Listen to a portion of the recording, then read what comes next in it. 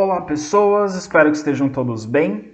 Hoje a gente inicia um tema novo que é o Egito Antigo. E para tratar desse tema nós teremos uma série com 4 vídeos falando sobre diferentes aspectos do Egito Antigo. Neste primeiro vídeo a gente vai falar sobre o contexto geográfico onde a civilização egípcia se desenvolveu. Antes da gente falar sobre esse contexto, só queria conversar um pouco com vocês sobre, conversar é meio complicado porque a gente está num vídeo gravado e se eu responder o que vocês falarem comigo, talvez seja sinal de que vocês não estão muito bem psicologicamente. Mas enfim, antes da gente começar a falar sobre o contexto geográfico do Egito, queria deixar claro algumas coisas, né? Primeiro, das civilizações da Antiguidade Oriental, a civilização egípcia certamente é a mais famosa. É muito mais comum a gente falar do Egito Antigo do que da antiga Mesopotâmia, que a gente já estudou anteriormente. Mas a Mesopotâmia, como a gente viu, é mais antiga do que o Egito. As primeiras civilizações surgiram na Mesopotâmia, surgiram antes mesmo do Egito. Mas o Egito ele tem um fascínio na nossa sociedade, tem um fascínio na nossa cultura, porque grandes obras do Egito Antigo, principalmente as pirâmides, ainda existem, ainda estão lá e podem ser visitadas. Isso desperta nas pessoas um imaginário, né? E essas pirâmides têm todo um mistério em volta delas, que a gente vai falar aí ao longo desses vídeos. Então, só para deixar claro, o Egito é mais famoso, mas não necessariamente ele foi mais importante do que a Mesopotâmia. Ele foi igualmente importante a Mesopotâmia, só que a Mesopotâmia é ainda mais antiga do que o Egito, certo? Então, vamos falar sobre o Egito. Primeiro, o contexto, né? A civilização egípcia, ela se desenvolve ao longo do rio Nilo. Aqui a gente tem um mapa, a gente vai ver vários mapas, imagens de satélite falando do Nilo, mas ela se desenvolve ao redor do rio Nilo, que eu estou circulando aqui para vocês com a canetinha vermelha. Então o rio Nilo, ele nasce aqui ao sul do Egito, ele nasce aqui embaixo, tá? Tem gente que acha que ele nasce lá em cima, mas ele nasce aqui embaixo. E ele percorre aqui todo o Egito e desemboca aqui em cima no mar Mediterrâneo. Claro, o rio Nilo existe antes de existir o Egito. O Egito, na verdade, é que se desenvolve ao longo do rio Nilo. Mas antes de existir o Egito, a região do Vale do Nilo, o vale é toda essa parte verde aqui, é por onde o rio corre. Tudo isso aqui em verde no mapa que vocês estão vendo é o Vale do Nilo. É a parte ali por onde o rio corre. E o delta do Nilo é onde ele deságua. Delta é essa região aqui. Alguns rios pelo mundo, eles desaguam em forma de delta. Em forma de delta quer dizer que quando ele está chegando perto do mar, ele abre. Forma vários braços, várias correntes ali de água. Então ele abre para desaguar no mar. Isso forma um delta. Então, tanto a região do delta do Nilo quanto a região do Vale do Nilo, ao longo de onde o rio corre, começaram a ser ocupados por populações por volta de 5.000 anos antes de Cristo. Então, por volta de 5.000 antes de Cristo, a gente tem aí algumas populações ocupando essa região. E por que essas populações vão ocupar essa região? Pelo mesmo motivo que alguns povos começaram a ocupar a Mesopotâmia. Em volta do rio Nilo é deserto, mas no Vale do Nilo e no Delta do Nilo há terras férteis. O rio Nilo fertiliza as terras em volta dele, da mesma forma que na Mesopotâmia os rios Tigre e Eufrates fertilizavam as terras próximas deles. Então essas populações vão ali para o Vale e para o Delta do Nilo por causa das terras férteis. E essas populações começam a formar pequenos grupos. E esses grupos eles se juntam para organizar o trabalho agrícola. Da mesma forma que na Mesopotâmia esses grupos foram se juntando para conseguir lidar com as cheias dos rios e fazer o trabalho agrícola, ao longo do Nilo aconteceu a mesma coisa. Então a gente vai perceber que o Egito e a Mesopotâmia têm muita coisa em comum, eles são bem parecidos em vários aspectos. Esses pequenos grupos começaram a formar pequenos núcleos políticos. Esses pequenos grupos políticos nós chamamos de nomos. Então o que eram os nomos? Nomos eram pequenas unidades políticas. Não chega a ser uma cidade, mas é como se fosse uma família bem grande, ou um conjunto de famílias que vivem no mesmo lugar e se organizam para trabalhar na agricultura, para fazer canais de irrigação, para conter as cheias do Rio Nilo. Então, ao longo do Rio Nilo existiam vários nomos, então várias pequenas unidades políticas, que ainda não eram bem cidades, mas cada um desses nomos tinha ali um líder, ou uma família que liderava, ou um ancião que liderava, enfim, tinha alguém que liderava esse grupo para organizar o trabalho. Esses nomos foram crescendo e alguns nomos foram dominando uns aos outros. E aí se formou ao longo do Rio Nilo 2 reinos. Então, por volta de 3.300 a.C., temos 2 reinos. O reino do Alto Egito, que fica ao sul, e o reino do Baixo Egito, que fica ao norte. Então, formaram-se 2 reinos. Vamos voltar ali para o mapa do Rio Nilo. Então, aqui se formaram 2 reinos. Mais ou menos aqui é o corte. Esse daqui ao norte é o Alto Egito. E esse daqui ao sul é o Baixo... Aliás, esse aqui ao norte é o Baixo Egito. Esse aqui ao sul é o Alto Egito. Sim, esse aqui é o Alto e esse aqui é o Baixo. Aí você fala, professor, mas não está errado isso aí? Não, não está errado. Porque isso aqui é norte e sul. No Egito, o norte é mais baixo do que o sul. Como assim? Porque se a gente olhar de lado o relevo, o Rio Nilo, eu disse para vocês que ele nasce aqui ao sul, tá vendo? Aqui ao sul, aqui onde eu estou fazendo esse X, é onde nasce o Rio Nilo. Onde o Rio Nilo nasce é alto, e conforme ele vai se aproximando do mar Mediterrâneo ao norte, ele vai descendo. Então, se a gente olhar do nível do chão, ao invés da gente olhar de cima, a gente olhar do chão, aqui eu tenho o Alto Egito, que fica ao sul, e aqui eu tenho o Baixo Egito, que fica ao norte. Então, isso aqui no Egito é isso aqui. E isso aqui no Egito é isso aqui. Se eu tivesse uma lousa para fazer isso, ficaria bem melhor. Mas eu acho que vocês entenderam o que eu quis dizer. O norte é a região mais baixa, o sul é a região mais alta. Então o Alto Egito fica ao sul, o Baixo Egito fica ao norte. Ok? Então formou-se o Alto Egito e o Baixo Egito. Cada um desses reinos tinha o seu próprio rei. E nós tínhamos um rei que usava uma coroa vermelha, essa coroa aqui. Isso aqui é uma coroa, tá? Tinha um rei que usava uma coroa vermelha e tínhamos um rei que usava uma coroa branca. Segundo a tradição egípcia, no ano de 3100 a.C., o rei Menes juntou os 2 reinos. Ele se tornou rei do Alto e do Baixo Egito. Ao juntar os 2 reinos, ele virou uma espécie de imperador.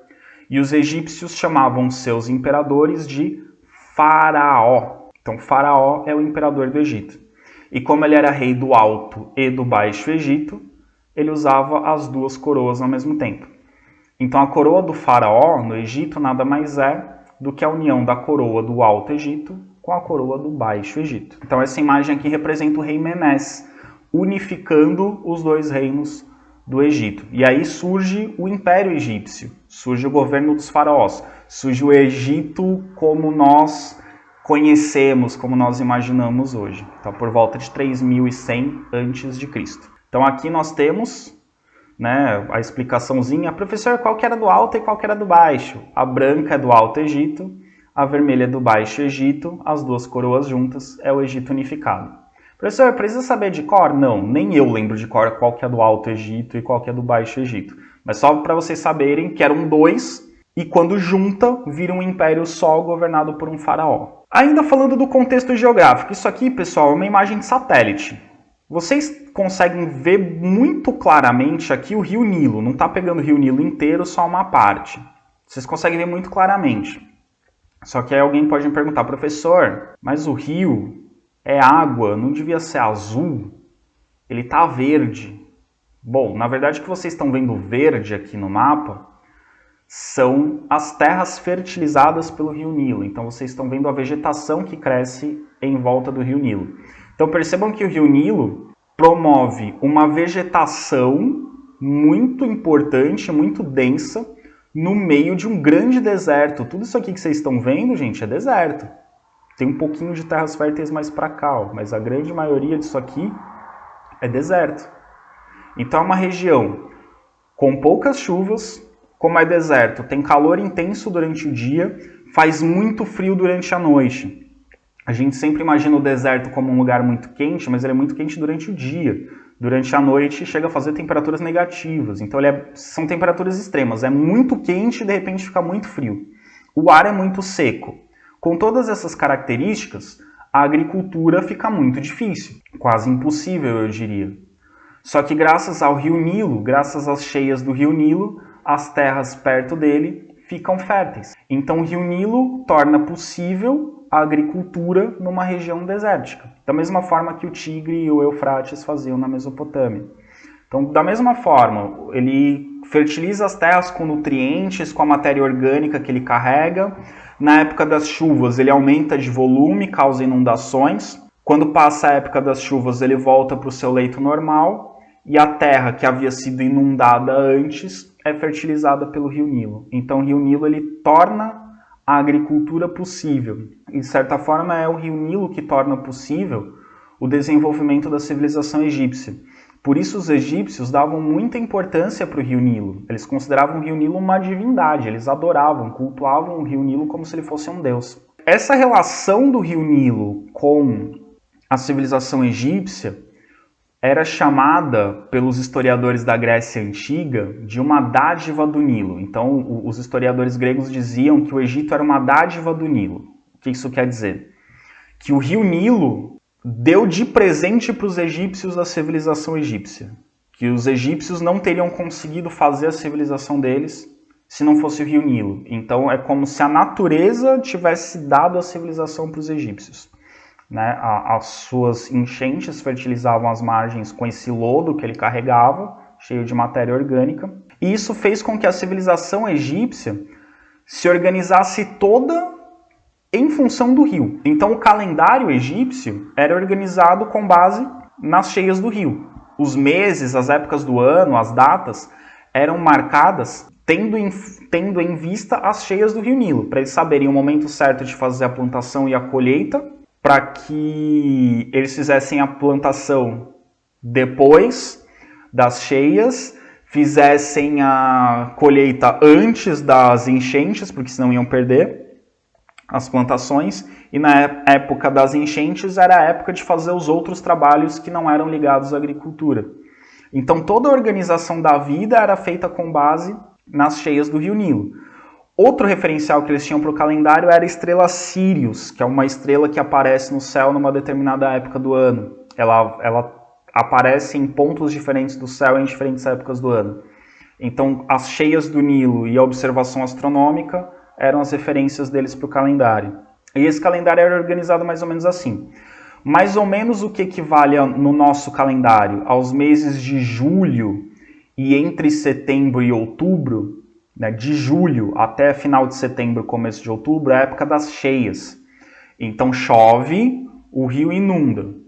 Nesse momento, o faraó convoca o povo para fazer as grandes obras. Construir canais de irrigação, construir estradas, construir os prédios das cidades, construir as pirâmides, que depois a gente vai ver para que serviam. Enfim, fazer as grandes obras. Entre outubro e início de novembro, mais ou menos, até o mês de junho, é a época que o Nilo volta para o seu leito normal. Então é o momento da agricultura. Então toda a população é convocada a ir para a agricultura. Então percebam que todo o trabalho era comandado pelo faraó, mas ele era organizado pelas cheias do Rio Nilo, certo?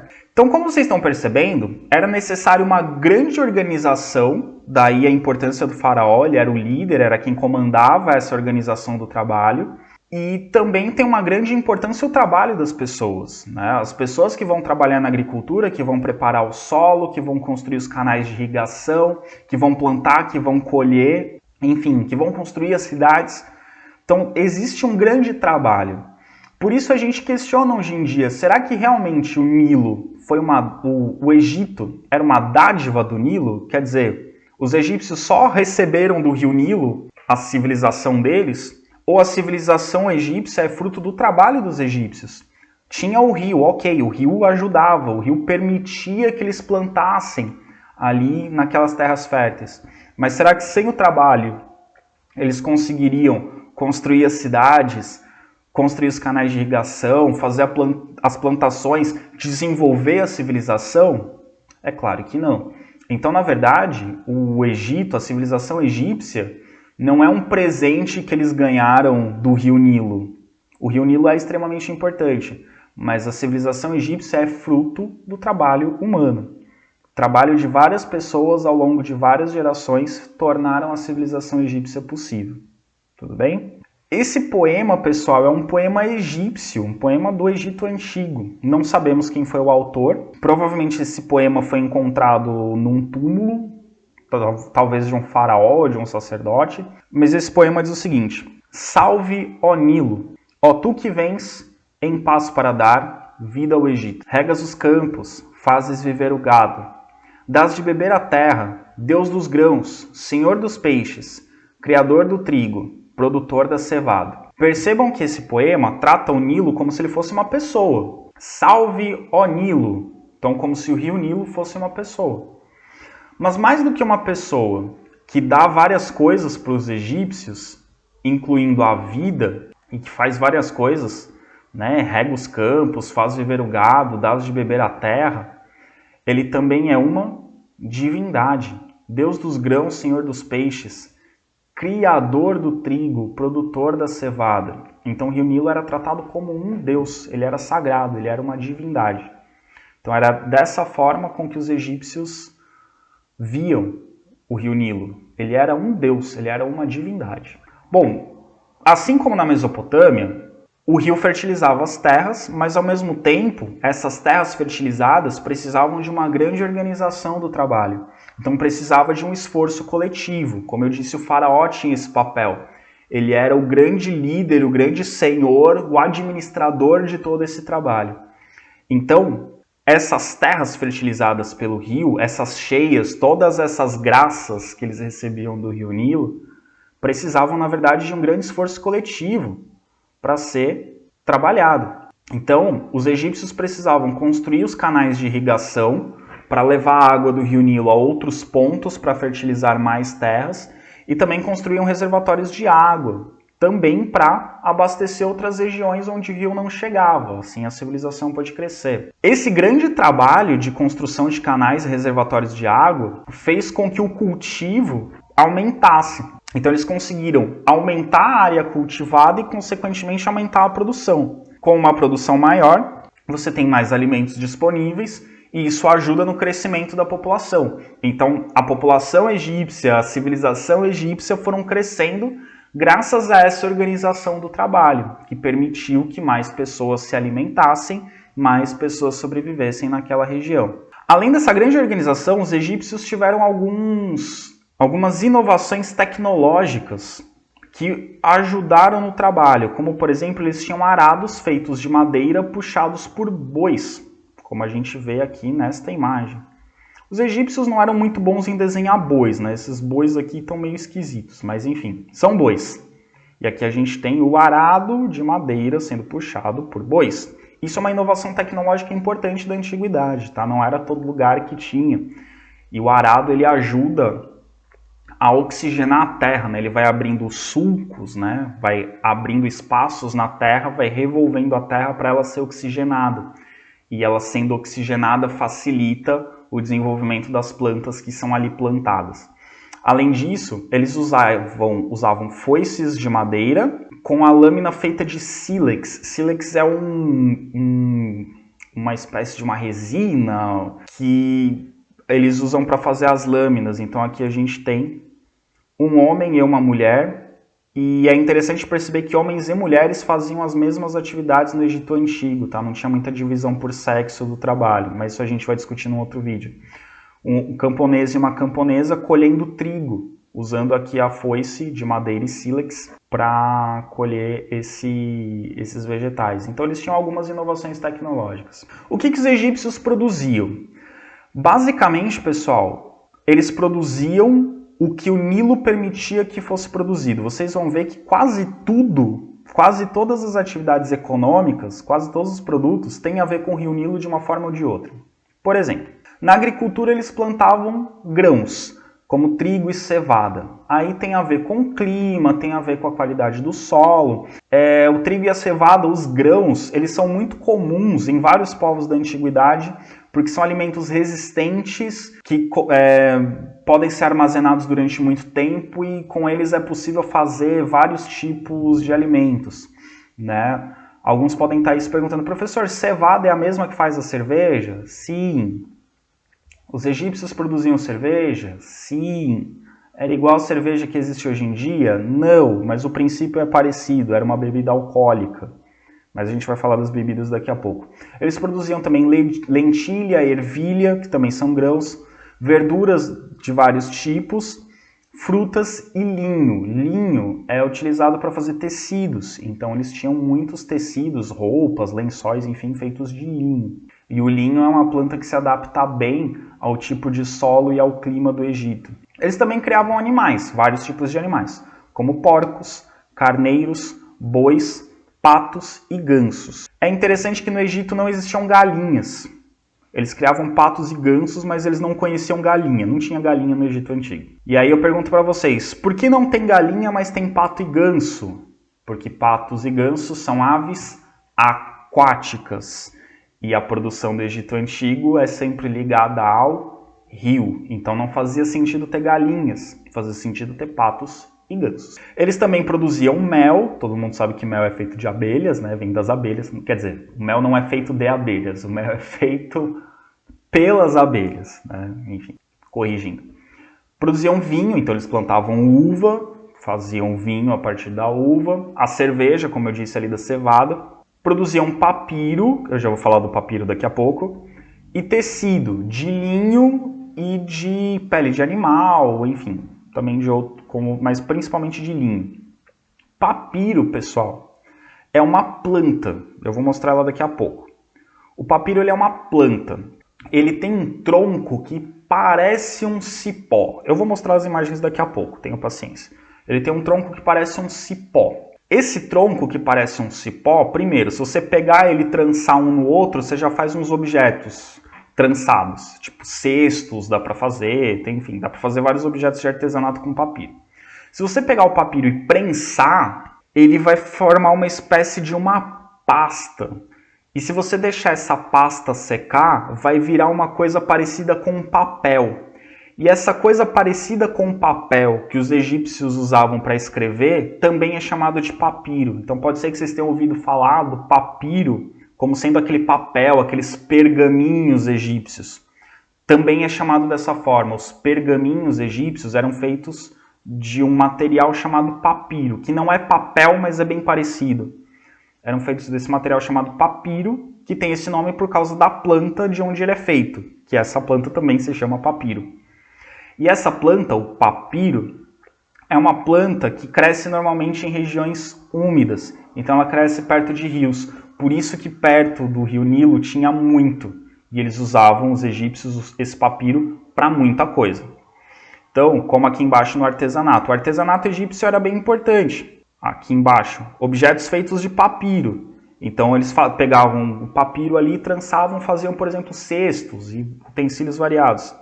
E o papiro também era usado para escrita, né? Como eu disse, você prensa o papiro, ele forma uma pasta que vira tipo uma coisa parecida com papel, dá para escrever nele. E o artesanato egípcio também era feito a partir do rio Nilo. O barro retirado do rio Nilo era utilizado para fazer objetos de cerâmica. Cerâmica nada mais é do que barro cozido.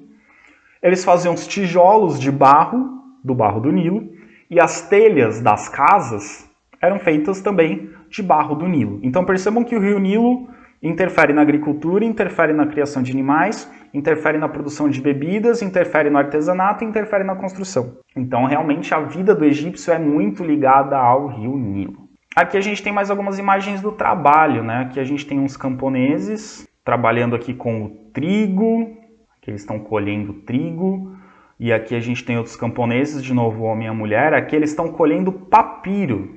Papiro é essa plantinha aqui que eles estão tirando, ó. Ela tem um tronco comprido e bem fininho, parece um cipó. E ela tem umas folhinhas em cima e umas florzinhas na ponta. Então é esse tronco aqui, esse caule do papiro, que eles utilizavam. E aí que vocês estão vendo, né, que ele é flexível, né? O papiro, se eu não me engano, ele é meio parente do bambu, mas ele é bem mais flexível que o bambu. Mas ele não é tão flexível quanto um cipó, ele é um pouquinho mais durinho que o cipó. Então, dá para fazer vários objetos, né, trançando os troncos de papiro, e dá para fazer o papiro, o que parece um papel. Aqui a gente tem uma outra imagem representando papiro, ó. Aqui ele tem as folhinhas na ponta e esse é o tronco. Esse caule aqui, que é utilizado no artesanato e para a produção do tipo de papel. E essa planta ela é muito propícia a crescer em lugares úmidos, né? Próximo de lagos, próximo de rios, e ela cresce bastante ao longo do Rio Nilo, certo? Então esse é o contexto. Eu queria que vocês percebessem nesse vídeo o que a geografia do lugar, né, as condições climáticas, o rio, permitiam de atividades para os egípcios. Nos próximos vídeos a gente vai falar da economia, da política, da sociedade, da cultura, da religião, dos outros aspectos do Egito Antigo, ok? Até mais, gente!